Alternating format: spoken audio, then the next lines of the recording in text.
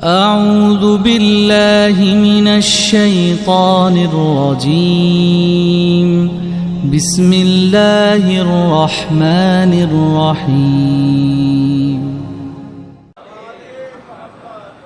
اعوذ باللہ من الشیطان اللعین الرجیم بسم اللہ الرحمن الرحیم الحمد للہ رب العالمین والصلاة والسلام علی اشرف الانبیاء والمرسلین سیدنا و مولانا ابی القاسم محمد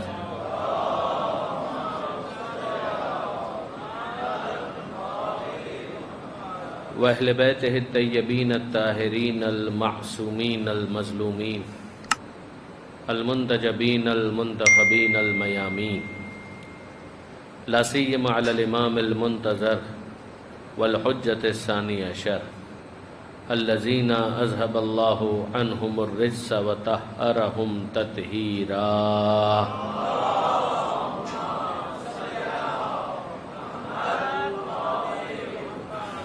واللعنة الدائمة الباقية على أعدائهم أجمعين من يوم ظلمهم إلى قيام يوم الدين أما بعد فقد قال الله سبحانه وتعالى في القرآن الحكيم بسم الله الرحمن الرحيم أينما تكونوا يدرككم الموت وَلَوْ كُنْتُمْ فِي بُرُوجٍ مُشَيَّدَةٍ صلوات علی محمد و آل محمد۔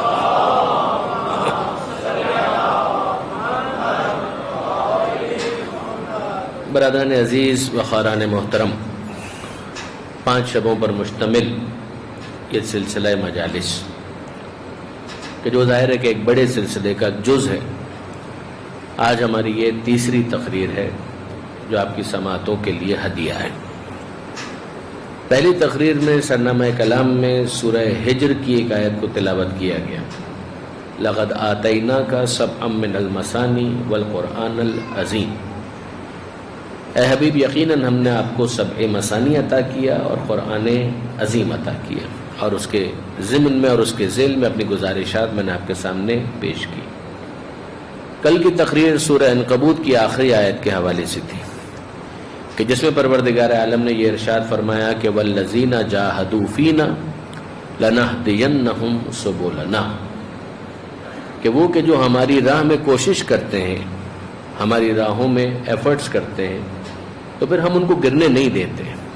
اگر کہیں پھسلنے لگیں لنہدینہم سبلنا، تو ہمارے راستوں کی طرف ہم انہیں ہدایت کر دیتے ہیں، گرتے ہوئوں کو ہم تھام لیتے ہیں۔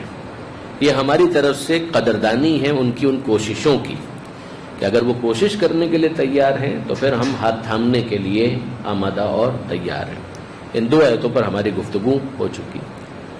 آج جو آیت میں نے آپ کے سامنے تلاوت کرنے کا شرف حاصل کیا، یہ ان آیات میں سے ہیں کہ جنہیں ایک تقسیم کے مطابق آیات تذکیر میں شمار کیا جاتا ہے۔ کچھ آیات وہ ہیں قرآن مجید کی جن کو آپ کہہ سکتے ہیں آیات تعلیم، کہ جن میں پروردگار عالم نے انفارم کیا ہے، ایجوکیٹ کیا ہے، نالج دی ہے، علم دیا ہے۔ اگر وہ بیان نہ کیا جائے تو ظاہر ہے کہ ہمیں پتہ نہیں چل سکتا کہ اس کا معاملہ کیا ہے۔ مثال کے طور پر پروردگار عالم فرماتا ہے اقیموا الصلاۃ، نماز قائم کرو۔ اگر خدا نہ بتائے تو ہمیں کیا معلوم کہ نماز کیا ہے؟ ہمیں کیا معلوم کہ دن میں کتنی نمازیں پڑھنی ہیں؟ ہمیں کیا معلوم کہ ہر نماز کی کتنی رکعتیں ہوتی ہیں؟ ہمیں کیا معلوم کہ ایک نماز قیام، رکوع، سجود اور دیگر ارکان پر مشتمل ایک عبادت کا نام؟ ہمیں کیا پتہ؟ یہ تو خدا نے بتایا تو ہمیں پتہ چل گیا۔ تو اس میں ایک علم ہے کہ جو دیا جا رہا ہے، یعنی انسان ضرورت عبادت کا تو احساس کر سکتا ہے فطری طور پر، عقلی طور پر، کہ جب معبود وہ ہے تو عابد ہمیں اسی کا ہونا چاہیے، مگر اس طریقہ عبادت کے بارے میں کون بتائے گا؟ جب تک وہ بتائے نہ تو ہماری عقل تو معطل ہے، اس موقع پر سر تسلیم خم کر دیتی ہے، وہ کہتی ہے کہ مجھے نہیں معلوم۔ یہ وہی چیز ہے کہ جس کو کتاب کافی کے اندر اصول کافی کے پہلے باب کی آخری حدیث میں بھی آپ دیکھ سکتے ہیں، آخری یا سیکنڈ لاسٹ میں، کہ جہاں پر معصوم نے اس بات کی وضاحت کی، جب کسی نے سوال کیا اور معصوم نے عقل کی تعریف اور توصیف کی۔ یہ یاد رکھیے گا کہ مکتب امامیہ میں، مکتب اہل بیت میں عقل کو بہت زیادہ اہمیت دی گئی ہے، اس لیے کہ ابتدا بساکن تو نہیں ہو سکتا، کہیں سے تو بات شروع ہوگی۔ تو انسان اگر اس دنیا میں ہے اور کوئی دعوی نبوت کرے تو اگر انسان کے پاس عقل ہی نہ ہو تو وہ اس دعوی نبوت کو اسیس کیسے کرے گا کہ یہ دعویٰ جینون ہے یا فیک ہے، یہ صحیح ہے یا غلط ہے؟ تو آپ ذرا غور فرمائیے کہ انسان کے پاس عقل ہے، فطری ہدایتیں ہیں کہ جہاں سے وہ اس بات کو شروع کرتا ہے، کہ جہاں سے وہ ضرورت توحید کا ادراک کرتا ہے، جہاں پر وہ اپنے خالق کی طرف متوجہ ہوتا ہے. اور یہ امیر المومنین حضرت علی ابن ابی طالب علیہ الصلوۃ والسلام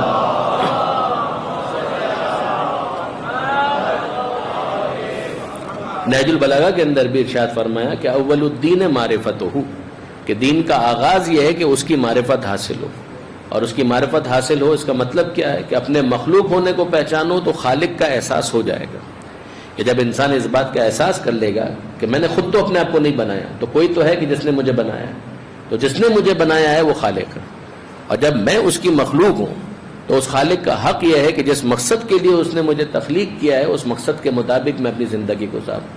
یہاں سے وہ طریقہ عبادت کی طرف متوجہ ہو جاتا ہے اور اپنی عقل سے سوال کرتا ہے کہ اب بتاؤ کہ ضرورت عبادت کو درک کیا ہے تو طریقہ عبادت کیا ہو. یہاں پر عقل کہتی ہے کہ مجھے نہیں معلوم، اتنا تو میں بتا سکتی ہوں کہ ہاں خالق اگر ہے تو عبادت اس کی ہونی چاہیے، اس کی بات ماننی چاہیے، اس کا انسان کو محکوم ہونا چاہیے. مگر وہ حاکم حکم کیا رکھتا ہے اس کے بارے میں عقل معطل ہے. عقل کہتی ہے ضرورت کا ادراک ہے، طریقے کے بارے میں میرے پاس علم نہیں ہے. یہاں سے اگلا مرحلہ شروع ہوتا ہے کہ عقل بیرونی علم کے ساتھ جڑنے کا حکم دیتی ہے. اور وہ یہ کہتی ہے کہ یہاں پر نہ کسی کے قیاس کو قبول کرو، نہ تخمین کو قبول کرو، نہ کسی تکے کو قبول کرو، نہ کسی اندازے کو قبول کرو. جب ضرورت جینون ہے تو اس مشرب سے جڑ جاؤ کہ جو مشرب تمہیں جینونلی طریقہ عبادت بتا سکے.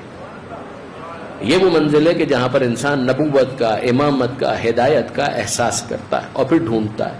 تو ظاہر ہے کہ جو بھی نبوت کا دعوے دار ہے وہ صحیح بھی ہو سکتا ہے، غلط بھی ہو سکتا ہے، وہ سچا بھی ہو سکتا ہے، جھوٹا بھی ہو سکتا ہے. یہاں سے پھر معجزے کی بحث شروع ہوتی ہے کہ وہ دعویٰ کرنے والا جو ہے وہ اپنے اس دعوے کی جسٹیفیکیشن کے لیے کوئی معجزہ دکھلائے. تو اب آپ ذرا غور کیجئے کہ عقل انسان کے پاس ہوگی تب تو وہ اسیس کرے گا کہ یہ معجزہ صحیح ہے یا معجزے کے نام پر ایک شعبدہ بازی ہے، جادو اور سحر تو نہیں کیا جا رہا.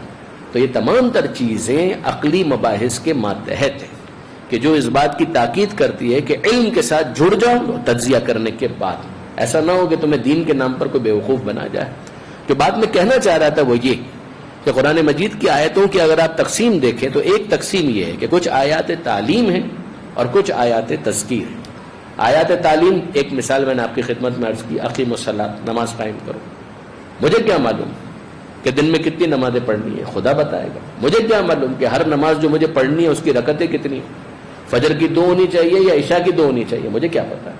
تو یہ خدا بتائے گا کہ فجر کی 2 ہے، عشاء کی 4 ہے. یا خدا بتائے یا خدا کا رسول بتائے. پروردگار عالم نے کہا کتب علیکم الصیام، تم پر روزے فرض کر دیے گئے. تو ہم کو پتا چلا کہ روزے کے نام پر بھی کوئی عبادت ہے کہ جو ہم کو انجام دینی ہے.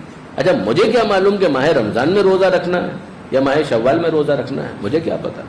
تب پروردگار عالم نے کہا کہ شہر رمضان، یہ رمضان کا مہینہ ہے کہ جس میں اس عبادت کو انجام دینا ہے. اب آپ نوٹ کیجئے یہ آیات تعلیم ہے کہ جس کے اندر علم دیا جا رہا ہے. مجھے کیا معلوم کہ مکہ کے اندر خدا کا ایک گھر بھی ہے کہ جسے پروردگار عالم نے اس لیے رکھا ہے کہ لوگ سال میں ایک مرتبہ اگر استطاعت ہو تو زندگی میں ایک مرتبہ ہر سال وہ موقع آئے گا جب وہ اپنے اس واجب کو انجام دے سکتے ہیں. یہ خدا نے بتایا. پروردگار عالم نے کہا کہ للہ علی الناس حج البیت من استطاع الیہ سبیلا، کہ یہ اللہ کا حق ہے اپنے بندوں کے اوپر کہ استطاعت اگر ہے تو زندگی میں ایک مرتبہ آؤ اور اس کے گھر کا طواف کرو، حج کرو. میدان تو یہاں پر بھی بہت سارے ہیں، کراچی میں بھی بہت سارے ہیں. تو اس میدان کے اندر چکر لگانے سے کہ حج کی عبادت ہو جائے گی؟ جواب ملے گا کہ جی نہیں ہوگی. کیوں؟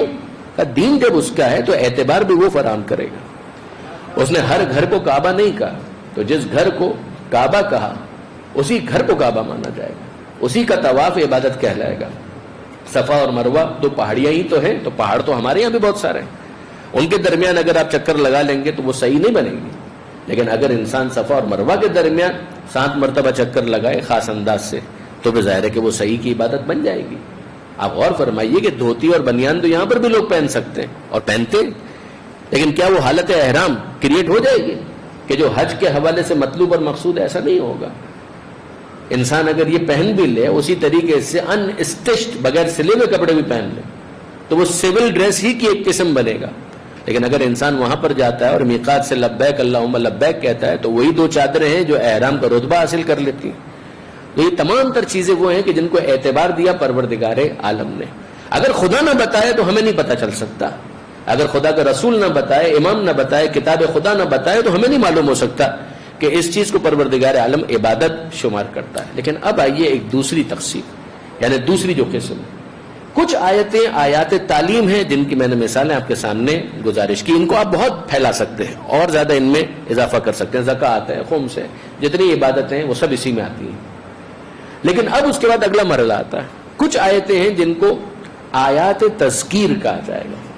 تذکیر نکلا ہے ذکر سے، جیسے تعلیم نکلا ہے علم سے، تذکیر نکلا ہے ذکر سے. ذکر کا مطلب ہے یاد دہانی، نصیحت. نصیحت اور یاد دہانی کا کیا مطلب؟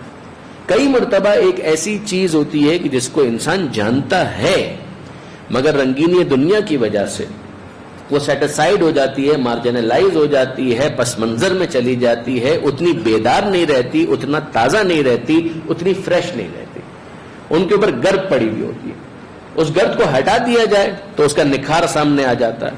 اگر اس کو پالش کر دیا جائے تو اس کی چمک نمایاں ہو جاتی ہے، اس کا اجلا پن نمایاں ہو جاتا ہے. ایک ایسی شائن اس کے اندر آ جاتی ہے کہ جس کے بعد انسان اس کی طرف متوجہ ہو جاتا ہے. اس کو کہا جائے گا تذکیر، یاد دہانی. اور یاد رکھیے گا برادران عزیز، یاد دہانی کا مطلب ہی یہ کہ وہ علم تھا مگر بھولے ہوئے تھے. اس بھولے ہوئے سبق کو پھر سے دوہرا کر ذہن میں بیدار کر دینا، یہ تذکیر ہے یا یاد دہانی. تعلیم کے بعد اگلا مرحلہ تذکیر کا ہے. ایک وہ چیز ہے جو پتہ ہی نہیں تھی، بتا دی گئی. جب تک بتایا گیا تب تک تعلیم. پتہ چل گیا، بھول گئے تھے اور یاد دلا دیا گیا، تو یہ تذکیر. کئی مرتبہ ایسا ہوتا ہے کہ بتانے کی بھی ضرورت نہیں تھی. انسان اس بات کی طرف ان پرنسپل متوجہ تھا، اس حقیقت سے واقف تھا، اس کو عقل بتا رہی تھی، اس کی فطرت اسے بتا رہی تھی. مگر جب وہ دنیا کے معاملات میں ایبزارب ہو جاتا ہے تو پھر ان حقیقتوں سے غافل ہو جاتا ہے. اس غفلت کو دور کرنا اور اس کو بیدار کرنا، اس کو قرآن مجید ذکر سے تعبیر کرتا ہے. یعنی یہ ریمائنڈر کا کام کرتا ہے، یہ الارم کا کام کرتا ہے. آپ کا ایک اپوائنٹمنٹ ہے، آپ نے لکھ لیا اور الارم سیٹ کر دیا، تو اس کا مطلب یہ ہے کہ آپ کو علم ہے، تبھی تو آپ نے الارم سیٹ کیا. مگر اب اس الارم نے کیا کام کیا کہ بھئی 6 بجے آپ کو کہیں پر جانا تھا، وہ الارم جاگ گیا اور اس نے بجنا شروع کر دیا. تو بج کر وہ کر کے آ رہا ہے، آپ کے علم میں اضافہ نہیں کر رہا ہے. جو بات آپ کے ذہن میں کہیں تھی مگر اس وقت آپ امکان تھا کہ بھول جائیں گے، تو آپ نے الارم سیٹ کیا تھا کہ میں اسے بھول جاؤں گا، یہ الارم مجھے یاد دلا دے. جو یہ یاد دہانی کا کام کر رہا ہے اس یاد دلانے والے کو کہتے ہیں مذکر، اور یہ جو یاد دہانی کا پروسیس ہے اس کو کہا جائے گا تذکیر. اب آپ ذرا غور کیجئے کہ پروردگار عالم نے کئی مرتبہ اپنے حبیب کو مخاطب کر کے یہ کہا قرآن مجید کے اندر، انما انت مذکر، اے حبیب آپ مذکر ہیں، آپ کا کام ہے یاد دہانی کروانا. معلم بھی ہیں، مذکر بھی ہیں. جب معلم ہوتے ہیں تو علم دیتے ہیں، جب مذکر ہوتے ہیں تو یاد دلاتے ہیں.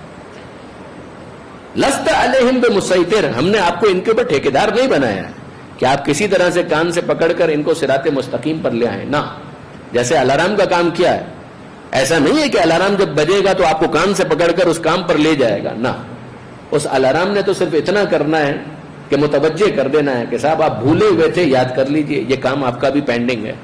کہ بالکل اسی طریقے سے پروردگار عالم اپنے حبیب کے لیے کہہ رہا ہے، اے حبیب انما انت مذکر فذکر، آپ ان کو یاد دلاتے رہیے. ان نفعت الذکرہ، اگر ذرا سا بھی لگے کہ فائدہ ہے یاد دہانی کا تو آپ ان کو یاد دلاتے رہیے. یہ بھول جائیں گے، دے آر ویری بیزی، ان کے کام بہت زیادہ ہیں، یہ بھول جائیں گے.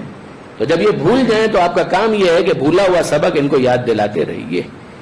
ان نفعت الذکرہ، اگر آپ کو لگتا ہے کہ یاد دلانے کا کوئی بھی فائدہ ہے ذرا سا بھی تو آپ یاد دلائیے. اور پھر دوسری جگہ پر کہا ذکر ان الذکر تنفع المؤمنین، اے حبیب آپ مطمئن ہو جائیں.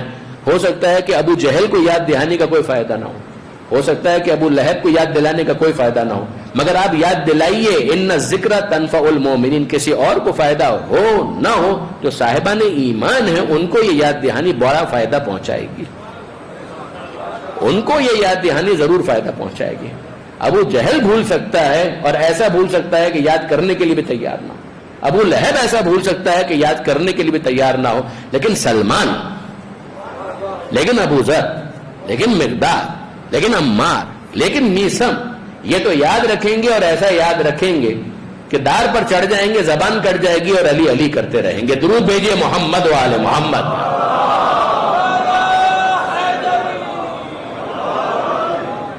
ایک مرتبہ اور درود بھیج دے محمد و آل محمد.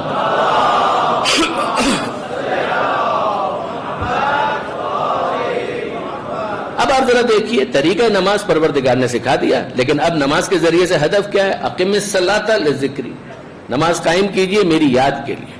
ایسا نہ ہو کہ تم بھول جاؤ، ورنہ تو آپ غور کیجئے وہی ایک پروسیس ہے جو ریپیٹ ہو رہا ہے. روز 2 رکعت نماز فجر کی، روز ظہر کی 4 رکعت، روز عصر کی 4 رکعت.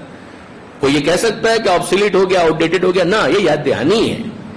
لہذا اس کے ذریعے سے تو اس حقیقت کی طرف متوجہ کرنا ہے کہ اللہ کی کبریائی کو یاد کرو، حمد پروردگار کو یاد کرو، تسبیح پروردگار کو یاد کرو.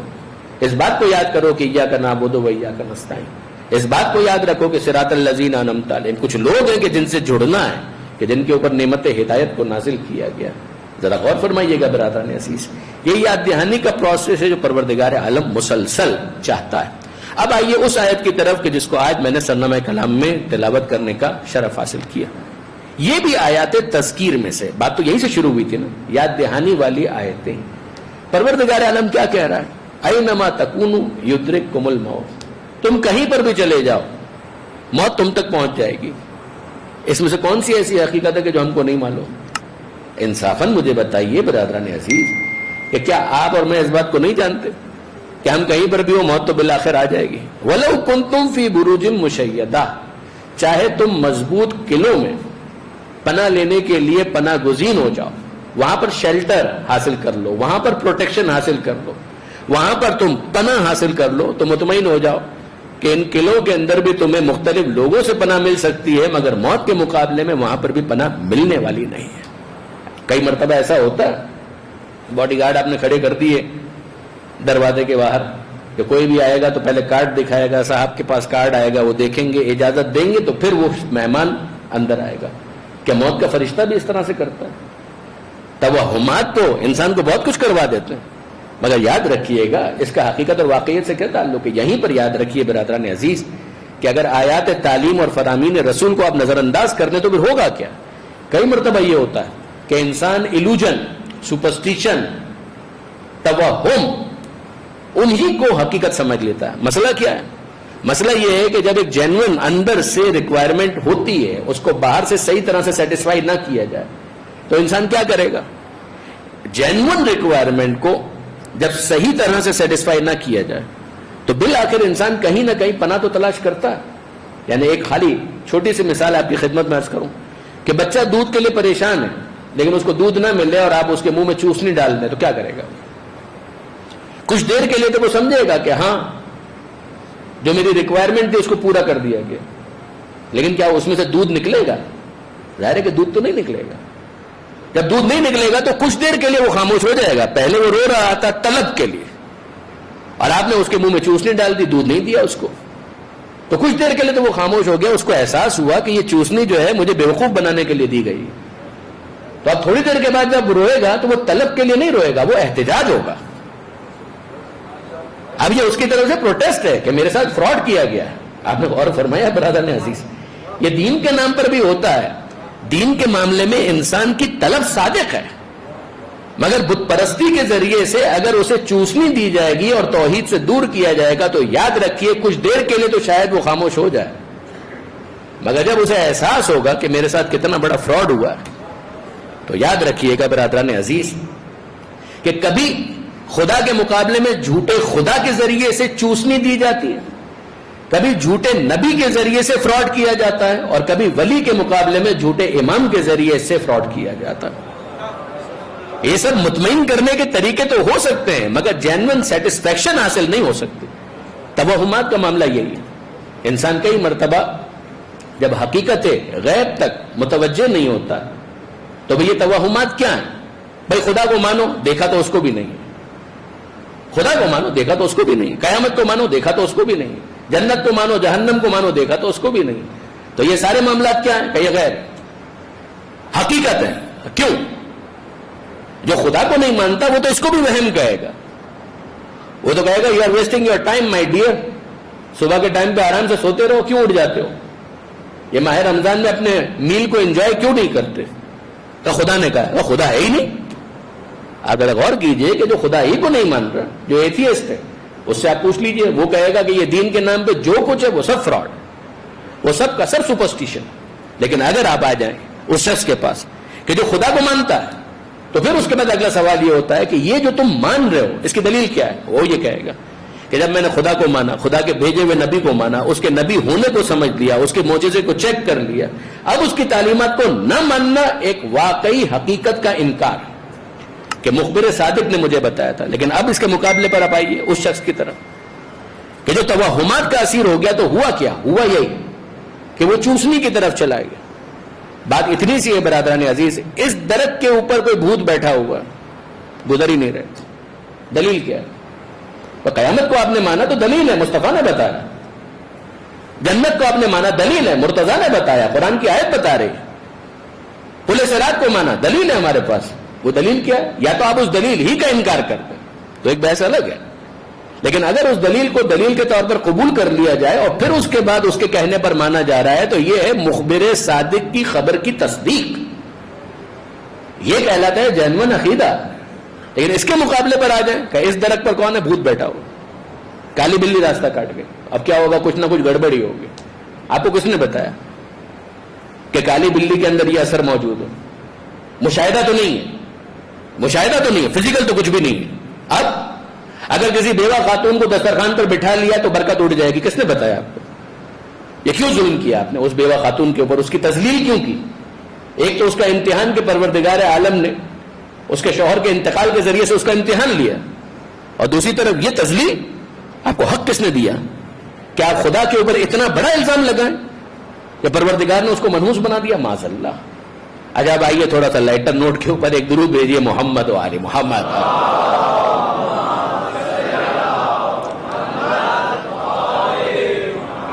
مجھے نہیں معلوم کہ پاکستان میں کوئی اس پر عامل ہے یا نہیں ہے, لیکن بعض کتابوں میں دیکھا توہمات کیسے کیسے ہوتے ہیں. چلیے اس سے پہلے کہ یہ والی بات میں کروں, ایک آسان سی بات. 13 نمبر منحوس ہے. یہ امریکنز کا بہت بڑا پرابلم ہے نا, سب کا نہ بھی ہو مگر ایک بڑی تعداد 13 نمبر منحوس ہے. تو وہ کہتے ہیں کہ جناب یہ 13 نمبر منحوس ہے, دلیل کیا ہے؟ دلیل کوئی نہیں ہے, بس چلا آ رہا ہے سلسلہ کہ 13 نمبر منحوس ہو گیا. اب آپ ذرا غور کیجیے, یہ توہم نہیں ہے, یہ سپرسٹیشن نہیں ہے. بعض بلڈنگوں کے اندر انہوں نے یہ کام کیا کہ 12واں فلور آئے گا, پھر 13واں آئے گا ہی نہیں, 14واں آئے گا براہ راست. تو آپ کے 14 کہنے کی وجہ سے وہ 14 ہو گیا, پریکٹیکلی تو 13واں ہی ہے. تو وہ کہتے ہیں نہیں 13 نمبر جو ہے منحوس ہے. اچھا انصاف کی بات یہ ہے کہ 12 اور 14 کے مبارک ہونے کے تو ہم بھی قائل ہیں, 12 اور 14 کے مبارک ہونے کے تو ہم بھی قائل, مگر 13 کے منحوس ہونے کی ہمارے پاس کوئی دلیل نہیں ہے.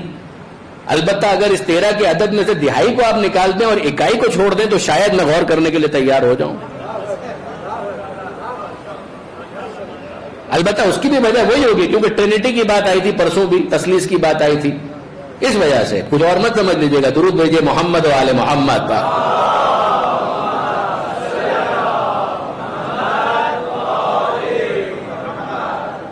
تو تثلیث وغیرہ کے حوالے سے, لیکن اس کا اس عدد کے ساتھ کوئی تعلق براہ راست نہیں ہے. تو آپ ذرا غور کیجئے کہ 13 کے منحوس ہونے کی ہمارے پاس کوئی دلیل نہیں ہے, لیکن سپرسٹیشن ہے, ایلوژن ہے, چلتا ہے معاملہ.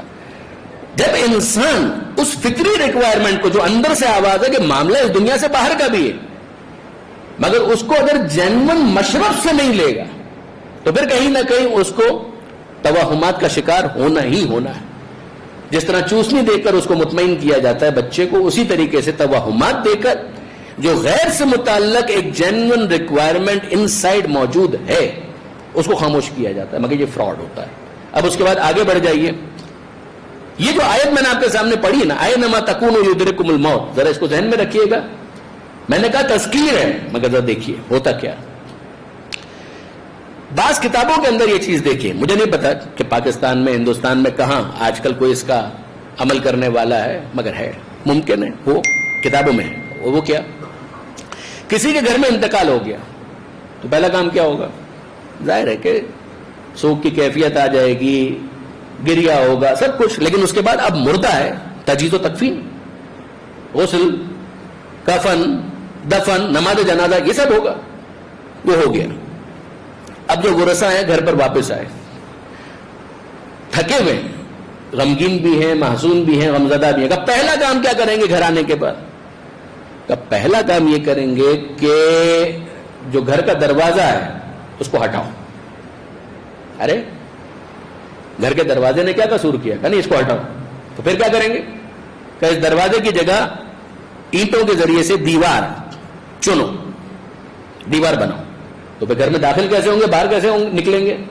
کہ دوسری جگہ پر دروازہ بناؤ، دیوار توڑو، دروازہ بناؤ. تو اس پوری ایکسرسائز کا فائدہ کیا؟ ٹائم بھی اتنا ویسٹ ہو جائے گا، مستری بلانا پڑے گا، پیسے کا ویسٹ، ساری چیز کیا فائدہ کیا ہوا؟ ادھر سے دروازہ ہٹاؤ، ادھر دروازہ بناؤ، ادھر دیوار چنو اور ادھر دیوار توڑو. یہ کام کیا کیا آپ نے؟ کہا کہ نہیں. بات یہ ہے کہ جب کسی گھر میں انتقال ہوتا ہے تو فرشتہ موت روح قبض کرتا ہے. کہاں؟ کہ وہ دروازہ دیکھ گیا ہے.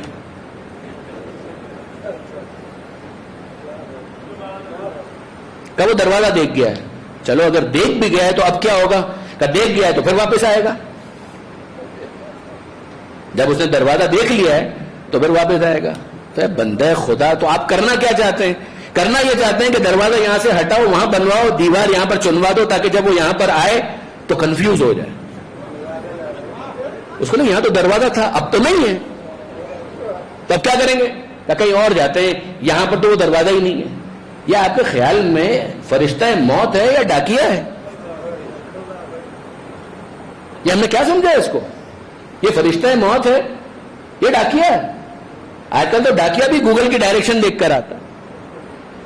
ذرا غور فرمائیے برادران عزیز. لیکن آپ دیکھیں، اب اگر اس طرح سے فرشتہ موت کو کنفیوز کرنے کا پلان بنا لیا جائے تو انسان کیا کرے گا؟ اپنا وقت بھی ضائع کرے گا، اپنا پیسہ بھی ضائع کرے گا.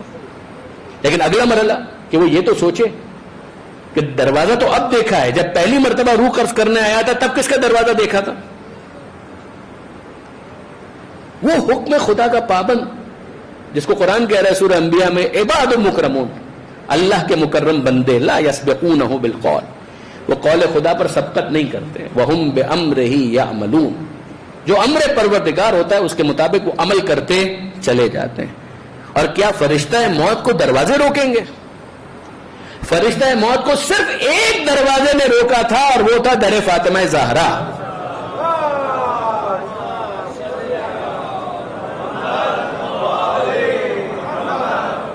اور وہ کوئی فزیکل بیریئر نہیں تھا، وہی جناب ختمی مرتبت احمد مجتبی محمد مصطفیٰ صلی اللہ علیہ وآلہ وسلم.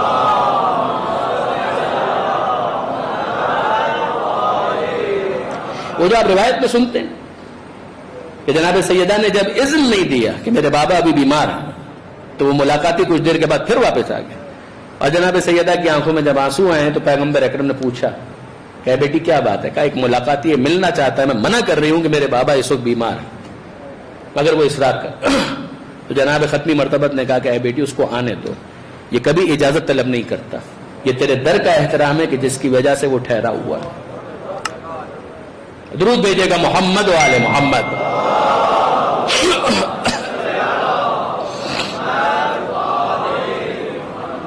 اب آپ ذرا غور فرمائیے، اس توہم کے ضمن میں اس آیت تذکیر کو پھر یاد کریں، اینما تکونوا یدرککم الموت. کیوں بھول گئے تم اس بات کو کہ تم کہیں پر بھی ہو موت بلا کے تمہیں تھام لے گی، تم تک پہنچ جائے گی. ولو کنتم فی بروج مشیدہ، چاہے تم مضبوط قلعوں میں پناہ گزین ہو جاؤ، موت تو وہاں پر بھی تم تک پہنچ جائے گی. اب برادران عزیز میں آپ کی خدمت میں چند گزارشات اسی آیت کے ضمن میں الگ سے بیان کرنا چاہتا ہوں. درود بھیجیے گا محمد و آل محمد.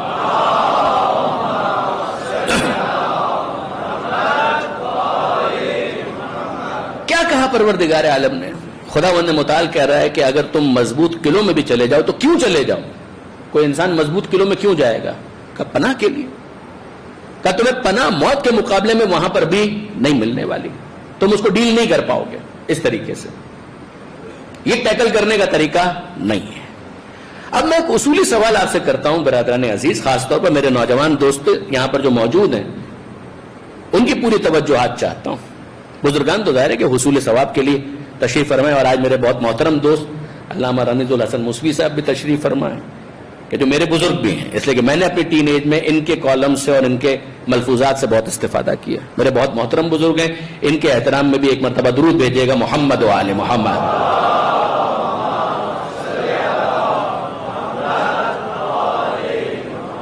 تو برادران عزیز, میں گزارش یہ کر رہا تھا کہ انسان پناہ کا طلبگار کب ہوتا ہے, کس کے مقابلے میں انسان پناہ حاصل کرنا چاہتا ہے.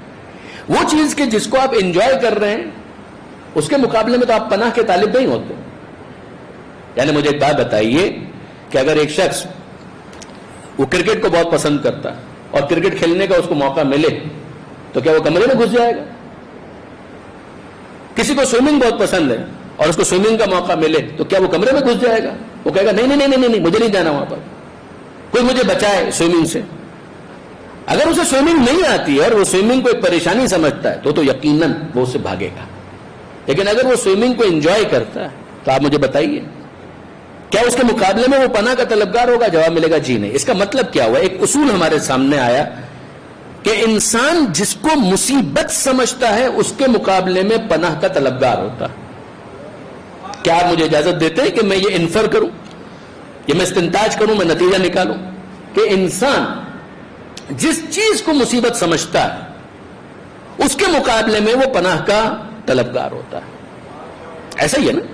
اچھا آپ ذرا بتائیے, بارش آ گئی, یا تو آپ بارش کو انجوائے کریں گے یا آپ کو اس بات کا خوف ہے کہ بھیگ گیا تو میری جیب میں موبائل فون بھی ہے, میرے کارڈز بھی ہیں, رقم بھی ہے, یہ بھی ہے, وہ بھی ہے. اگر آپ انجوائے کر رہے ہیں تو سیدھی سی بات ہے کہ پھر آپ کو چھاتا, چھتری, امبریلا لینے کی ضرورت نہیں ہے, پھر تو نکلیے باہر اور انجوائے کیجیے. لیکن اگر آپ کو اس بات کا خوف ہے کہ میری جیب میں موجود چیزیں ان کو نقصان پہنچ سکتا ہے, خود مجھے نقصان پہنچ سکتا ہے, میری صحت ایسی نہیں ہے, تو اب آپ کے لیے چاہے یہ بارش بطور عمومی رحمت ہو مگر اس وقت آپ اس کو ایک خطرے کے طور پر دیکھنا ہے. تو آپ کیا کریں؟ آپ کو اگر باہر جانا ہے تو آپ نے چھتری نکال دی, تو چھتری کے ذریعے سے آپ کرنا کیا چاہتے ہیں؟ اپنے آپ کو بچانا چاہتے ہیں. کس سے؟ بارش سے. تو یہ چھتری کیا کرے گی کہ جو بارش کے قطرے گر رہے ہیں وہ اپنے آپ پر لے لے گی اور آپ کو محفوظ کر دے گی. چھتری نے اپنا کام کر دیا, جو پناہ اسے فراہم کرنی تھی اس نے فراہم کر دی. ایسا ہی برادران عزیز, سردی کا موسم آنے والا ہے, آپ کے یہاں تو زیادہ آئے گا, ہمارے یہاں تو صرف ٹریلر آتا ہے. کراچی میں تو میں اکثر یہ کہا کرتا ہوں کہ دو ہی موسم ہوتے ہیں, ایک مزاح نگار کے ماحول, گرمی اور شدید گرمی. سردی تو صرف ایک ایپیسوڈ کے طور پر آتی ہے, ٹریلر کے طور پر ٹیزر آتا ہے کہ صاحب کچھ دیر کے لیے آپ لوگ بھی سویٹر پہن لیجئے تاکہ آپ کو بھی فیل آئے کہ ہاں سردی کا موسم آ چکا ہے, ورنہ ہمارے یہاں سردی کہاں ہوتی ہے. تو اب برادران عزیز سردی آ گئی تو آپ نے سویٹر پہن لیا. سویٹر کیوں پہنے آپ نے؟ یہ گرم ٹوپی آپ نے کیوں پہنی؟ یہ آپ نے مفلر سے کان کیوں ڈھک لیے؟ جیکٹ آپ نے کیوں پہن لی؟ یہ گرم موزے آپ نے کیوں پہن لیے؟ وجہ کیا ہے؟ کہ وجہ سیدھی سی بات ہے, سردی کا موسم ہے, اگر ایسے نکلے باہر تو نزلہ ہو جائے گا, زکام ہو جائے گا. تو آپ نے سردی کے موسم میں موجود مخفی مصیبت کا احساس کیا اور اینٹیسپیشن کے طور پر اپنے آپ کو پروٹیکشن دینے کے لیے, پناہ کے لیے سویٹر پہن لیا. تو یہ سویٹر کیا کرے گا کہ یہ سردی سے بچائے گا. اب میں آپ سے پوچھتا ہوں کہ یہ سویٹر خود اگر سردی سے ڈرنے لگے تو کیا آپ کو پروٹیکشن دے سکتا ہے؟ پناہ تو وہ فراہم کرے کہ جس کے اندر اتنی سخت ہو کہ مصیبت کی آنکھوں میں آنکھیں ڈال کر مقابلہ کر سکے. پناہ وہ فراہم کرے گا. اگر چھتری ڈرنے لگے بارش کے قطروں سے تو آپ کو کیا بچائے گا؟ اگر یہ سویٹر ڈرنے لگے سردی سے تو آپ کو کیا بچائے گا؟ آپ نے غور فرمایا؟ اچھا بھائی آگے بڑھ جائیے, اگلی مثال کی طرف ہم آگے بڑھتے ہیں. خاتون خانہ, خواتین سے معذرت کے ساتھ اس مثال پر یقیناً خواتین ناراض ہو سکتی ہیں مگر میں آلریڈی معذرت چاہتا ہوں اور امید کرتا ہوں کہ میری بہنیں مجھے معاف کریں گی.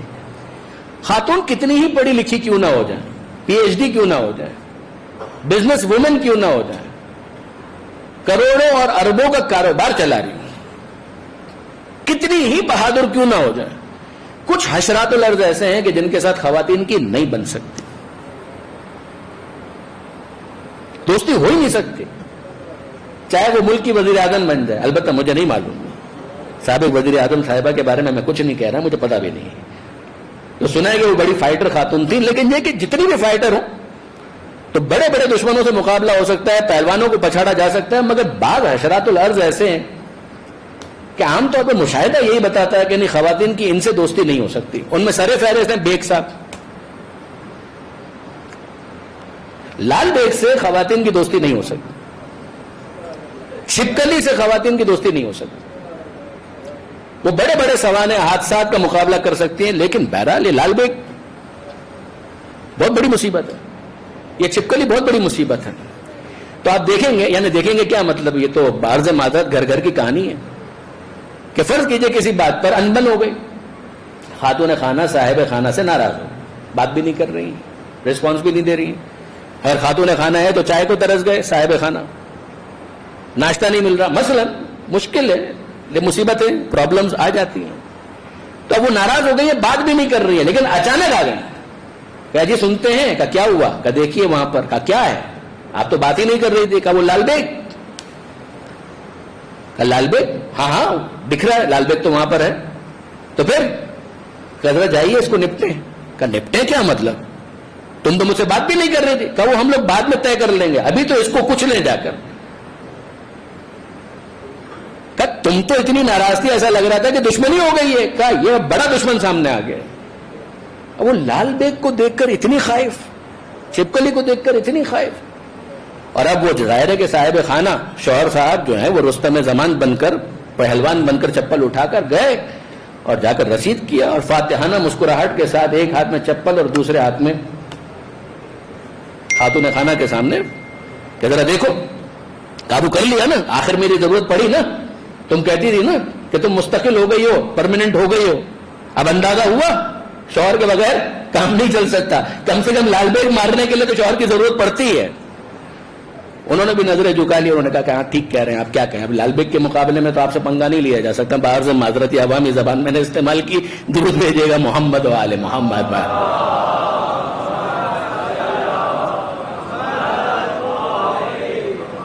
منظر بدل گیا. 2-3 دن کے بعد اسی گھر میں سانپ نکلا. پہلے لال بیگ نکلا تھا تو خاتون خانہ آئی فریاد لے کر، اور صاحب خانہ نے چپل اٹھا لی مقابلہ کرنے کے لیے. اب منظر بدل گیا. خاتون خانہ نے دیکھا سانپ، اور وہ آئی شوہر کے پاس. اجی سنتے ہیں، جی فرمائیے. کہ آپ تو بڑے بہادر ہیں، اس دن آپ نے لال بیگ کو بھی مار دیا تھا. کہ جی ہاں. کاغذ جا کر دیکھیے وہاں پر سانپ موجود ہے. کہ کیا توقع ہے تمہیں مجھ سے؟ کہ جس طریقے سے لال بیگ کا آپ نے مقابلہ کیا تھا اب سانپ کا بھی کریں. کہا تم بھی بھاگو میں بھی بھاگ رہا ہوں. کہا اٹھائیے چپل. کہا کہ نہیں چپل اٹھائیے نہیں، چپل پاؤں میں ڈالیے، اگر موقع ملے تم بھی نکلو اور میں بھی نکلتا ہوں. کیا مطلب، سانپ کا مقابلہ نہیں کریں گے؟ کہا سانپ کا مقابلہ نہیں کریں گے، بالکل نہیں. باہر نکلے، جب جا رہے تھے تو راستے میں ایک سپیرا نظر آیا جو دوست تھا شوہر کا، اور اس سپیرے سے انہوں نے کہا کہ بھائی اچھے وقت پر مل گئے، تمہاری دوستی اور کب کام آئے گی، جاؤ اور جا کر ذرا میرے گھر میں ایک سانپ نکل آیا ہے اس کو ذرا نپٹو. اس نے کہا کوئی مسئلہ ہی نہیں. پٹاری اٹھائی اور گئے. کہا میرے تو بائیں ہاتھ کا کھیل ہے، میں تو اسے کبھی انگلیوں پر گھماتا ہوں، کبھی کچل دیتا ہوں، کبھی پٹاری میں ڈال دیتا ہوں، مقید کر دیتا ہوں، قید کر دیتا ہوں، میرے لیے کوئی مسئلہ نہیں ہے. اور وہ گئے اور جا کر انہوں نے واقعی یہی کام کیا، سانپ کو قید کر لیا، پکڑ لیا. آپ ذرا غور کیجئے گا برادران عزیز، میں کسی نتیجے تک آپ کو لے جانا چاہتا ہوں. مجھے ایک بات بتائیے، ہے تو مزاح، لیکن ان مثالوں کے اندر ایک چیز کامن ہے، اور وہ کیا کہ جو جس چیز کو مصیبت سمجھ رہا ہے اس سے بھاگ رہا ہے، پناہ کا طلبگار، اور جو اسے مصیبت نہیں سمجھ رہا اس کے ساتھ کھیل رہا ہے، اس کو انجوائے کر رہا ہے. ہم نے شروع کیا تھا چھاتے سے اور چھتری سے، اس میں تو احساس بھی نہیں ہے، مگر اس نے پناہ فراہم کی. کیوں؟ اس لیے کہ اسے بارش کے قطروں سے ڈر نہیں لگتا. سویٹر کی بات ہم نے کی کہ وہ سردی سے بچائے گا. کیوں؟ اس لیے کہ سویٹر کو سردی سے ڈر نہیں لگتا. شوہر بچائے گا لال بیگ سے. کیوں؟ اس لیے کہ بیوی اسے مصیبت سمجھ رہی ہے، مگر شوہر تو اس کو کھلونا سمجھ رہا ہے. شوہر اور بیوی دونوں بھاگے سانپ سے. کیوں؟ اس لیے کہ سانپ ایک مصیبت ہے. لیکن سپیرا وہ آگے بڑھ کر کہتا ہے میرے لیے کوئی مسئلہ نہیں، میں تو اس سے روز کھیلتا ہوں. اب میں آپ سے پوچھتا ہوں کہ برادران عزیز، اگر آپ محسوس کریں تو سپیرا یہ کہنا چاہتا ہے، اگر کوئی اس سے پوچھے کہ تمہیں ڈر نہیں لگتا، کہ ڈر کس بات کا، کہ ہمیں تو لگتا، کہ تمہیں لگتا ہے تو تم ڈرو، میرے لیے تو کھیل ہے. کہ پھر کا کیفیت یہ ہے کہ مجھے اس بات کی پرواہ نہیں ہے, بہت غور کیجئے گا, مجھے اس بات کی پرواہ نہیں ہے کہ سانپ مجھ پر آ گرے یا میں سانپ پر جا گروں. یہ جملہ وہ کب کہے گا؟ یہ جملہ وہ اس وقت کہے گا جب وہ سانپ کو مصیبت نہیں سمجھ رہا, جب وہ اتنا یوزڈ ٹو ہو چکا ہے کہ سانپ کے ساتھ وہ کھیل رہا ہے. اس جملے کو ذہن میں رکھیے گا برادران عزیز. اور پھر آئیے میرے ساتھ, شہری زندگی, دھوپ بھی ایک مصیبت, پسینہ بہ رہا ہے, تھک گئے, پریشان ہو گئے, یہ وہ. تو ایک صاحب جو تھے وہ آفس میں بیٹھ کر کام کرنے کے عادی تھے, باہر گئے, ارے یہ تو دھوپ اتنی سخت, کیا کرے؟ کہ درخت کا, درخت کی چھاؤں میں آ گئے. کیوں؟ کہ دھوپ ایک مصیبت, چھاؤں میں آ گئے. کچھ دیر ٹیکسی نظر آئی, اس کو روک لیا. تو آپ ذرا غور کیجیے اب کیا ہو رہا ہے, پناہ گاہ تبدیل ہو رہی ہے. دھوپ کے مقابلے میں پہلی پناہ گاہ درخت, چھاؤں. ٹیکسی روکی, اس کے اندر گھس گئے, دھوپ نہیں آ رہی. گھر پہنچ گئے, پناہ گاہ پھر تبدیل, عارضی پناہ گاہ سے نسبتاً پرماننٹ شیلٹر کے اندر آ گئے. گھر کے اندر داخل ہوئے, اللہ کا شکر ہے گھر میں آ گئے. اب اس کے بعد جس کی جتنی حیثیت, پنکھا کھولو, اگر ایئر کنڈیشن افورڈ کر سکتے ہیں, ایئر کنڈیشن لگا ہوا ہے اس کو چلاؤ. کیا ہوا؟ ہوا یہ کہ ہم نے اپنے آپ کو دھوپ کی مصیبت سے ایئر کنڈیشن کی پناہ گاہ تک پہنچا دیا. جب آپ مصیبت سمجھیں گے دھوپ کو تو یہی ایٹیچیوڈ ہوگا. لیکن کیا وہ مزدور کہ جو مزدوری کی تلاش میں گھر سے باہر نکلا ہے, وہ بھی سورج کو اور دھوپ کو مصیبت سمجھتا ہے؟ اس کے لیے تو الٹا معاملہ ہے. سورج غروب ہو جائے تو مصیبت ہے, سورج طلوع ہو جائے تو اس کی بانچیں کھل جاتی. وہ اپنے گھر سے باہر آتا, وہ مزدوری کی تلاش میں ہے. اگر اس سے کوئی کہے تمہیں دھوپ مصیبت نہیں لگتی, کہا کہ نہیں. جب میں اپنے بچوں کے فاقے کو ذہن میں لاتا ہوں, جب ان کے دسترخوان پر روٹی کی تلاش مجھے بے چین کرتی ہے, تو مجھے دھوپ بری نہیں لگتی, دھوپ اچھی لگتی. دھوپ کے ساتھ تو میری دوستی ہے. میں تو روز دھوپ میں آتا ہوں, کام کرتا ہوں, پسینہ بہاتا ہوں, اپنا رزق حاصل کرتا ہوں, گھر واپس جاتا ہوں. میرے بچے خوش اور میں خوش. اس کا مطلب کیا ہے؟ جو سپیرے نے کہا وہ یہ کہے گا. وہ کہے گا مجھے اس بات کی پرواہ نہیں ہے, دھوپ سے میری اتنی دوستی ہے, مجھے اس بات کی پرواہ نہیں ہے کہ میں سورج کے اوپر جا گروں یا یہ دھوپ کی کرنیں مجھ پر آ گرے, مجھے اس بات کی کوئی پرواہ نہیں. برادران عزیز, اس کا مطلب یہ ہے کہ اصول یہ طے ہو گیا کہ مصیبت اس وقت تک مصیبت ہے جب تک اسے مصیبت مانا جائے. لیکن اگر مصیبت کھلونا بن جائے تو پھر اس کے بعد اس سے کھیلا جاتا ہے, اس کے مقابلے میں پناہ تلاش نہیں کی جاتی. اس کا مطلب ہی یہ ہے کہ وہ یہ جملہ کہے گا جو موت کو کھلونا سمجھتا ہے کہ ابو طالب کے بیٹے کو اس بات کی پرواہ نہیں ہے کہ وہ موت پر جا گرے یا موت اس پر آ گرے.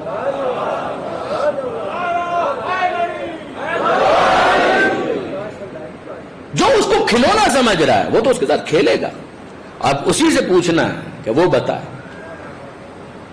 کہ یہ موت کھلونا کیسے بنتی. کب ایک انسان اس کو مصیبت کے ڈومین سے باہر نکال کر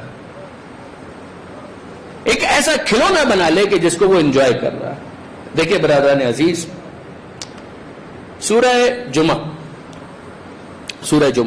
پروردگار عالم نے یہودیوں پر طنز کیا. یہودیوں کا یہ دعویٰ تھا کہ نحن اولیاء اللہ و احباؤہ, ہم ہیں اللہ کے ولی, ہم ہیں اللہ کے چہیتے, ہم ہیں اللہ کے محبوب, ہم ہیں اللہ کے دوست, ہم ہیں اللہ سے قریب. نحن, ہم اولیاء اللہ ہے, ہم اللہ کے ولی ہیں. واحباؤہ, ہم اس کے چہیتے ہیں. پروردگار عالم نے سورہ جمعہ کا مضمون اگر آپ دیکھیں وہ یہودیوں کے بہت سارے الزامات ہیں جن کا جواب. اسی میں ایک آیت آپ کو ملے گی, یا ایھا الذین ہادو, اے یہودیوں, ان زعمتم, اگر تمہارا یہ گمان ناقص ہے, زوم کہتے ہیں گمان ناقص کو, یعنی باطل کنجیکچر, فالٹی کنجیکچر, اگر تمہارا یہ فالٹی انفرنس ہے, انکم اولیاء للہ, کہ تم اللہ کے ولی اور چہیتے ہو, من دون الناس, تمام انسانوں میں تم کو خدا نے ایسا بنایا ہے, تو پھر فتمنوا الموت ان کنتم صادقین, تو موت کی تمنا کرو اگر تم سچے ہو. جو جس سے محبت کرتا ہے اس سے تو وہ ملنا چاہتا ہے. ٹھیک ہے وہ وقت سے پہلے خودکشی نہیں کرے گا. میں نے اکثر یہ جملہ کہا کہ جب اسلام موت کے بارے میں اس طرح کی باتیں کرتا ہے تو اس کا مقصود خودکشی نہیں ہوتا ہے. اس لیے خودکشی کا تو مطلب یہ ہے کہ کام کو ادھورا چھوڑ کر کوئی چلا جائے. علامہ آیت اللہ العظمی سید علی نقی نقوی نقن صاحب آل اللہ مقامہ, وہ اتنا پیارا تبصرہ کرتے تھے جو آپ کے ذوق سے بھی بہت قریب. وہ فرمایا کرتے تھے کہ خودکشی کیا ہے؟ خودکشی ہے میدان حیات سے فرار. فرار وہ اختیار کرتا ہے جو فرار کا ماننے والا ہے. حیدر کرار کا ماننے والا سب کچھ کر سکتا ہے, فرار اختیار نہیں کر سکتا. درود بھیجے گا محمد و آل محمد پر.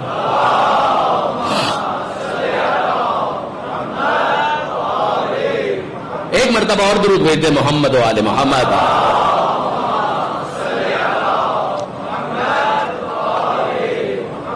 اب آپ ذرا دیکھیے کہ پروردگار کیا کہہ رہا ہے کہ اگر تم اللہ کے چہیتے ہو تو موت کی تمنا کرو, ان کنتم صادقین, اگر تم سچے ہو.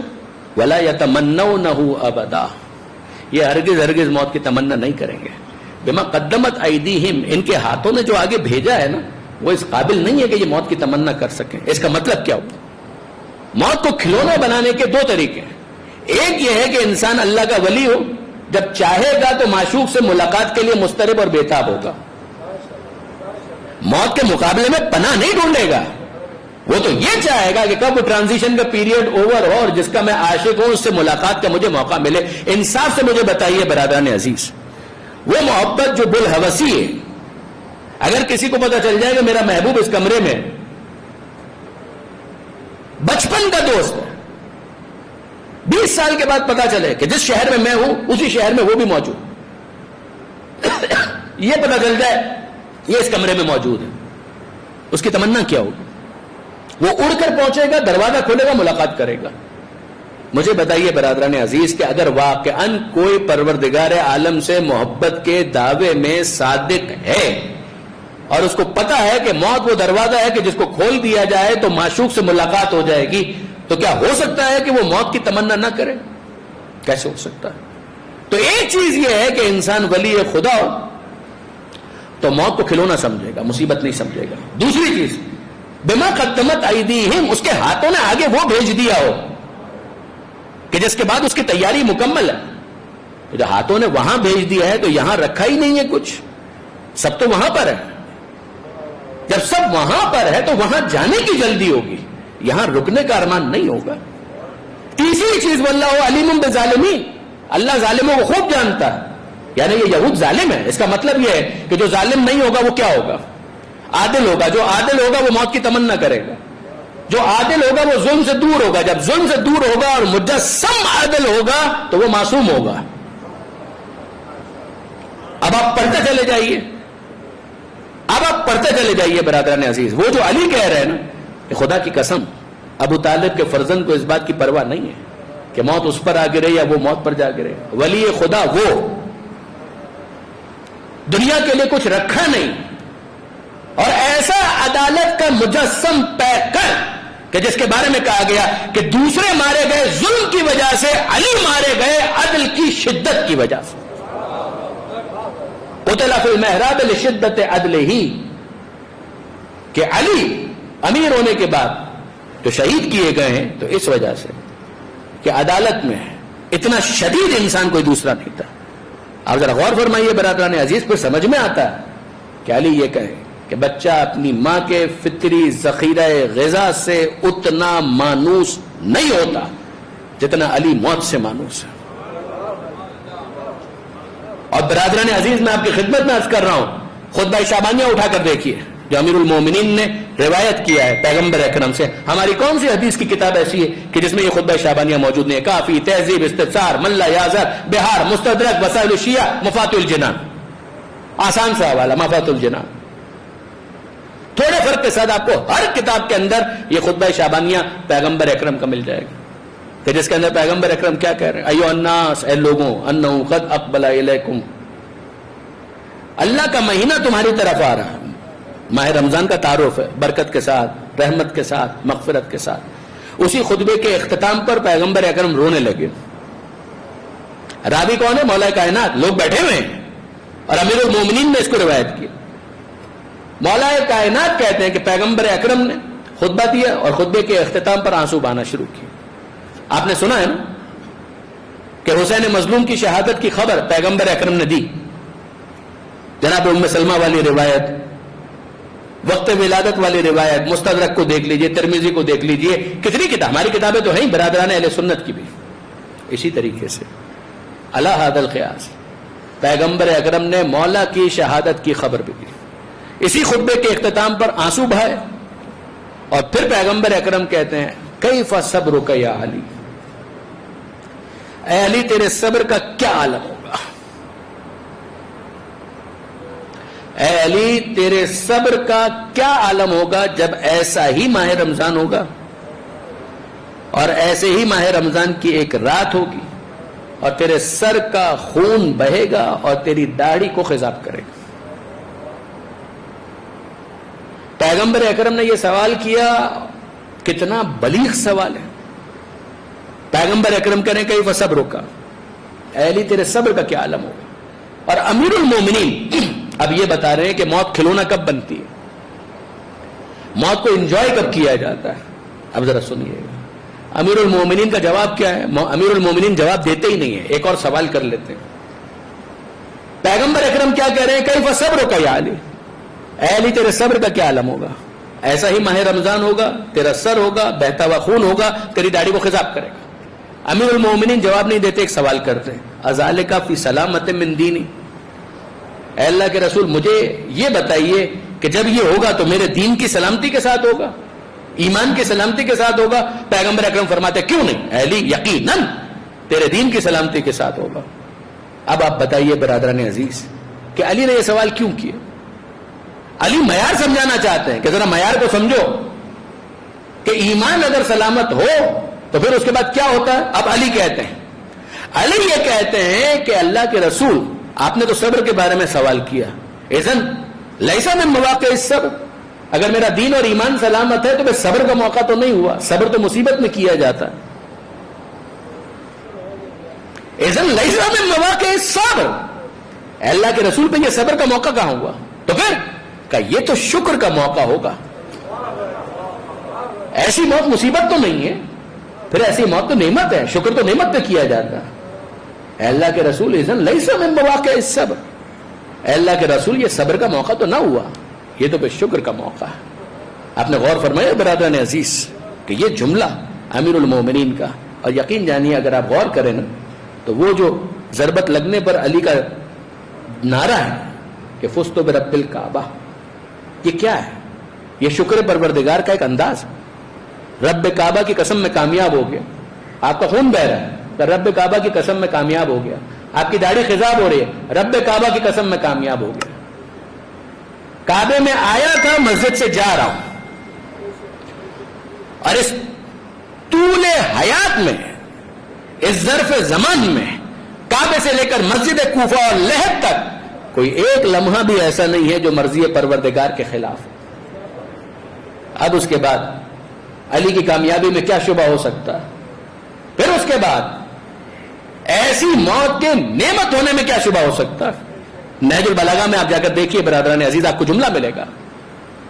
امیر المومنین ضربت کے بعد جو جملہ کہا ہے مولا کائنات نے, ان جملوں میں سے ایک جملہ مولا کا ہی ہے. مولا کا ایک جملہ یہ ہے, اور وہ کیا, مولا یہ فرماتے ہیں کہ میری مثال, میں پھر آپ کو یاد دلا رہا ہوں, ضربت لگ چکی ہے, سر شکافتہ ہو چکا ہے, شہادت کے قریب ہے, کبھی بھی روح نکل سکتی ہے. اور مولا کیا کہہ رہے ہیں, میری مثال اس شخص کی سی ہے کہ جو صحرا میں ہو, ریگستان میں ہو, پیاسا ہو, پانی کا طلبگار. بتاؤ, ریگستان میں ہو, صحرا میں ہو, پانی کا طلبگار, پیاسا بھی ہو, اگر اسے اس ریگستان میں تازہ پانی کا چشمہ مل جائے تو وہ کتنا خوش ہوگا. مولا فرماتے ہیں کہ جتنا ریگستان میں پیاسے کو پانی کے تازہ چشمے کے ملنے پر خوشی ہوتی ہے, میں اس وقت اس شخص سے زیادہ خوش ہوں, میں اس وقت اس شخص سے زیادہ خوش ہوں. نہج البلاغہ میں امیر المومنین کے یہ جملے بالکل صحیح ہیں, ڈائمینشنز مختلف ہیں. گریہ ہوگا, زینب اور ام کلثوم جب یتیمی کا احساس کریں گی ماتم کریں گے, بے شک کریں گے, گریہ ہوگا. حسن اور حسین ایسے امام عادل کو جب شہید ہوتے ہوئے دیکھ رہے ہیں تو امت کے حال پر افسوس ہوگا. کہ یہ کیا ظلم کیا. آنکھوں میں آنسو آئیں گے. جو ماننے والے ہیں وہ اس احساس کے تصور سے کام جائیں گے کہ اب ممبر پر علی نہیں ہوں گے. آنکھوں میں آنسو آئیں گے, بے شک آئیں گے. عبد الرحمن ابن ملجم مجرم ہے, وہ سزا کا مستحق ہے, اس پر تبرہ ہوگا اور بے شک ہوگا. مگر وہ جو اس دنیا سے اس شان سے جا رہا ہے وہ بتا رہا ہے کہ یاد رکھو کہ اب یہ موت مجھ سے اگر پوچھتے ہو تو اس دنیا سے جانے کے بعد جو میرے لیے مرتبہ اور مقام ہے وہ بہت اعلیٰ, بہت عالی. لوگوں کا گریہ اپنی جگہ پر حق, اور اس کا یہ تعبیر بیان کرنا بالکل حق. ڈائمینشنز مختلف ہیں. اور اب برادران عزیز, ظاہر ہے کہ شاید 5-7 منٹ میں آپ کے زیادہ لے رہا ہوں, لیکن اس کے لیے آپ مجھے معاف فرمائیں گے. اس بات کو میں مکمل کر لوں کہ ذرا غور فرمائیے کہ بالکل اسی طریقے سے علی کا بیٹا حسین, بالکل اسی طریقے سے, اگر آپ امام مظلوم کے الفاظ پر غور کریں نا, ایک تو وہی جملہ کہ جب راہ میں جا رہے تھے مقاتل میں, کس کو کون سا مقتل ہے کہ جس کے اندر یہ بات نہیں لکھی ہوئی کہ ابھی کربلا پہنچے نہیں ہیں اور امام مظلوم راستے میں ہیں, سواری پر بیٹھے ہوئے ہیں, اور اچانک امام مظلوم نے ٹیک لگایا, کچھ دیر کے لیے آنکھ لگی, آنکھ کھلی, اور حسین کی زبان پر جملہ ہے انا للہ و انا الیہ راجعون. ہم اللہ ہی کے لیے ہیں, اللہ ہی کی بارگاہ میں ہمیں پلٹ کر جانا ہے. وہ پیغمبر کا جملہ کیف صبروں کا, یہ حسین کا جملہ انا للہ. غور کیجئے گا, جناب علی اکبر نے یہ آواز سنی, گھوڑے کو ایڑ لگائی, قریب آئے. اتنے قریب پہلے ہی تھے کہ حسین کی آواز کانوں تک پہنچ گئے, اور اب اور قریب آئے اور کہا بابا اس وقت کلمہ استرجا, اس کو کلمہ استرجا کہتے ہیں, انا للہ کہنے کی کوئی خاص وجہ؟ کہا کہ ہاں بیٹا, ابھی آنکھ لگی تو خواب میں نے دیکھا کہ کوئی یہ کہہ رہا ہے کہ یہ قافلہ تو جا رہا ہے اور موت ان کے پیچھے پیچھے ہے. کئی مرتبہ حسین کو شہادت کی خبر دی گئی, وقت ولادت سے لے کر پیغمبر اکرم کی وفات تک, جناب سیدہ کی وفات تک, مولا کائنات کی شہادت تک امام حسن نے وہ تلے. یہ ایک اور مرتبہ ہو, اسی بات کو دہرایا گیا, ایک قافلہ جا رہا ہے, موت اس کے پیچھے پیچھے. تو میں نے کہا انا للہ و انا الیہ راجعون. وہ رسول کا جملہ, وہ علی کا جواب, یہ حسین کا تبصرہ اور علی اکبر کا جواب. علی اکبر کیا پوچھتے ہیں؟ علی اکبر کہتے ہیں بابا السنا علی الحق, بابا کیا ہم حق پر نہیں ہیں؟ امام مظلوم نے کہا خدا کی قسم ہم حق پر ہیں, وہ جس کی بارگاہ میں ہم سب کو پلٹ کر جانا ہے اس کی قسم ہم حق پر ہیں. اب علی اکبر کیا کہتے ہیں؟ بابا اگر ایسا ہے اذن لا نبالی, ہمیں اس بات کی کیا پرواہ کہ موت ہم پر آ گرے یا ہم موت پر جا گرے, پھر موت مصیبت تو نہ ہوئی, پھر موت تو کھلونا ہے, پھر موت کے مقابلے میں پناہ کا کیا مطلب؟ آپ نے غور فرمایا برادران عزیز, میں کچھ عرض کرنا چاہ رہا ہوں. یہ جملہ جناب علی اکبر نے کہا. عاشور کا دن آیا, بے شک میں کہہ رہا ہوں ڈائمینشنز مختلف ہیں. جوان بیٹے کا لاشا ہوگا, آنکھوں میں آنسو آئیں گے, بے شک آئیں گے. جب عباس کے بازو سمیٹیں گے تو آنکھوں میں آنسو آئیں گے, حق ہے. جب علی اصغر کا لاشا ہاتھوں پر ہوگا اور بچہ باپ کے ہاتھ پر منقلب ہوگا, آنکھوں میں آنسو آنا فطری ہے, غم کا ہونا فطری ہے. بقول علامہ سید علی نقی صاحب کے کہ اللہ انسان کو سندل بنانا نہیں چاہتا, باپ کے دل میں بیٹے کی محبت ہو اور پھر وہ قربان کرنے کے لیے تیار ہو, بھائی کی محبت ہو اور پھر وہ قربان کرنے کے لیے تیار ہو. کیا کہیں گے آپ اس کو جو مقاتل اور تاریخ کی کتابوں میں لکھا ہوا ہے کہ جیسے جیسے عاشور کا دن آگے بڑھ رہا تھا, حسین کے چہرے کا نور بڑھتا جا رہا تھا, حسین کے چہرے کی چمک بڑھتی جا رہی تھی. کیا کہیں گے آپ اس کو؟ غبار کربلا بھی اسی چہرے پر, اشک فشانی بھی وہی حسین کر رہے ہیں, مگر وہی حسین, ان کے چہرے کا نور بڑھتا جا رہا ہے. اور وہ کہتے ہیں کہ میرے لیے سارے مظالم برداشت کرنا آسان ہے. کیوں؟ اس لیے کہ میں دیکھ رہا ہوں کہ خدا مجھے دیکھ رہا ہے, میں دیکھ رہا ہوں کہ خدا مجھے مرحبا کہہ رہا ہے, خدا مجھے ایڈمائر کر رہا ہے, اپریشیٹ کر رہا ہے, خدا کی طرف سے مرحبا ہے. جس کے بعد میرا دل بڑا ہوا ہے, میرا حوصلہ بڑا ہوا ہے. اور اب آپ سے میں پوچھتا ہوں برادران عزیز, وہ علی, یہ حسین, وہ علی اکبر, اور اب زینب. خواتین تو رقیق القلب ہوتی ہیں, نرم دل ہوتی ہیں, اسی لیے ایک ماں اپنی اولاد کے لیے اپنی زندگی قربان کرنے کے لیے تیار ہو جاتی ہے, شوہر پر اپنی جان فدا کر دیتی ہے. ماں اپنی اولاد کے لیے، بہن اپنے بھائی کے لیے، پھوپھی اپنے بھتیجوں کے لیے. اور اگر بیٹی زینب جیسی ہو، حسین کے لیے زینب جیسی بہن ہو، علی اکبر کے لیے زینب جیسی پھوپھی ہو، اور محمد کے لیے زینب جیسی ماں ہو، آپ مجھے بتائیے برادران عزیز، اس کے دل پر کیا گزری ہوگی جب اس نے ابن زیاد کے دربار میں یہ جملہ سنا ہوگا؟ دیکھا خدا نے تمہارے ساتھ کیا کیا. میں پھر کہہ رہا ہوں ڈائمینشنز مختلف ہیں. ایک مرحلہ ہے مجرم کے جرم کو ایکسپوز کرنا، ظالم کے ظلم کو عیاں کرنا، اسے اوریا کر کے لوگوں کے سامنے بیان کر دینا کہ یہ ہے مجرم، یہ ہے ظالم، یہ ہے خائن. اور ایک ہے کہ خدا کی طرف سے آنے والے امتحانات کو وہ کیسے بیان کرتی. جب ابن زیاد کے دربار میں ابن زیاد نے یہ کہا دیکھا خدا نے تمہارے ساتھ کیا کیا، تو جناب زینب نے کیا کہا؟ ارے تم مجرم ہو، خدا کی بات کرتے ہو. خدا سے ما رأیت الا جمیلا، میں نے خدا سے حسن و جمال و خوبصورتی کے سوا کچھ نہیں دیکھا. یہ کون کہہ رہا ہے کہ میں نے خدا سے حسن و جمال و خوبصورتی کے سوا کچھ نہیں دیکھا؟ جس نے مقتل میں 72 کے لاشیں دیکھیں، جس نے اپنی اولاد کے لاشیں دیکھیں، اون و محمد کے لاشیں دیکھیں، جس نے پالنے والی، جس نے پالا ہے علی اکبر جیسے بھتیجے کو، اس کے لاشے کو دیکھا، وہ یہ کہہ رہی ہے کہ میں نے خدا سے حسن و جمال و خوبصورتی کے سوا کچھ نہیں دیکھا. عزیزان آپ مجھے انصاف سے بتائیے، یہ مقتل کے الفاظ ہیں نا. علامہ رشید ترابی کا جملہ ہے، وہ کہا کرتے تھے کہ سارے مرثیے قربان اس ایک جملے پر جو زینب کبریٰ نے مقتل میں آ کر کہا. مقتل میں شام غریبہ جناب زینب تشریف لائی ہیں اور اپنے بھائی کے لاشے کے قریب آئی، پہچان نہیں پائی ہیں. تو دیکھ کر کہا انت اخی، کہ کیا تو میرا بھائی ہے؟ زینب پہچان نہیں پائی. انت اخی، کہ کیا تو میرا بھائی؟ وہ کچلا ہوا لاشا، وہ پامال لاشا. انت اخی، کیا تو میرا بھائی؟ زینب پہچان نہیں پائی. اور جب پہچانا کہ ہاں یہی میرے بھائی کا لاشا ہے، خاتون ہے، زینب ہے، ہاتھوں پر حسین کے لاشے کو بلند کیے جیسے خدا کی بارگاہ میں کوئی چیز پیش کی جائے، اور پھر اس کے بعد کہتی ہے اللہم تقبل منا ھذا القربان. اے پروردگار زینب کبریٰ سے آل محمد کی اس قربانی کو قبول فرما. بعض الفاظ ایسے ہیں روایات کے اندر اللہم تقبل منا ھذا القربان القلیل، اے اللہ آل محمد کی اس قلیل قربانی کو اپنی بارگاہ میں قبول فرما. اتنی بڑی قربانی کہاں، مگر اللہ اکبر. جب خدا کی کبریائی کو پیش نظر رکھا جائے تو بڑی قربانی بھی چھوٹی محسوس ہو. اللہم تقبل منا ھذا القربان القلیل، آل محمد کی اس قربانی کو قبول فرما. وہ مقتل میں، یہ ابن زیاد کے دربار میں. اور اب آئیے یزید کے دربار میں. عجیب ہے، سید سجاد اس بات کے راوی ہیں کہ کئی دروازے تھے جن سے گزر کر ہم یزید کے دربار منحوس تک پہنچے ہیں.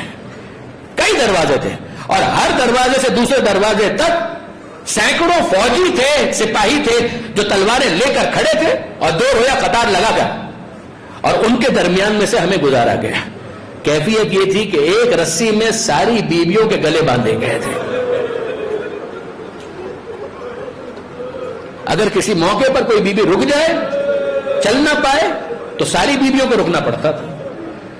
اور اگر کوئی ایک بیوی تھک کر بیٹھ جائے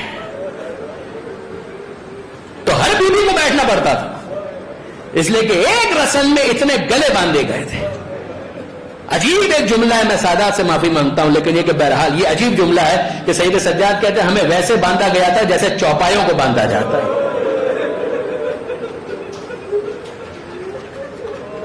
ایسے میں جب سارے دروازے ہم نے عبور کر لیے تو سہارا کون دے رہا تھا؟ سہارا دے رہی تھی زینب کبریٰ، میری پھوپھی. وہ کہہ رہی تھی فروا پریشان مت ہونا، زینب ساتھ چل رہی ہے. حاکم ازلم کے دربار میں جانا ہے، پریشان مت ہونا، میں ساتھ ہوں. اے لیلا پریشان مت ہونا، زینب ساتھ میں ہے. علی کی بڑی بیٹی تمہارے ساتھ ہے. اے بیٹا سید سجاد پریشان مت ہونا، زینب ساتھ میں ہے. مگر جب آخری دروازہ سامنے نظر آیا کہ جس کے بعد دربار تھا، تو اچانک زینب کبریٰ بیٹھ گئے، کمر کو تھام کر بیٹھ گئے. اور جب جناب زینب بیٹھ گئی تو ساری بیویاں رک گئی. سید سجاد کہتے ہیں میں نے ہتھ کڑیوں کو سنبھال کر میں آیا اپنی پھوپھی کی بارگاہ میں اور کہا پھوپھی اماں کیا دربار نہیں چلیے گا؟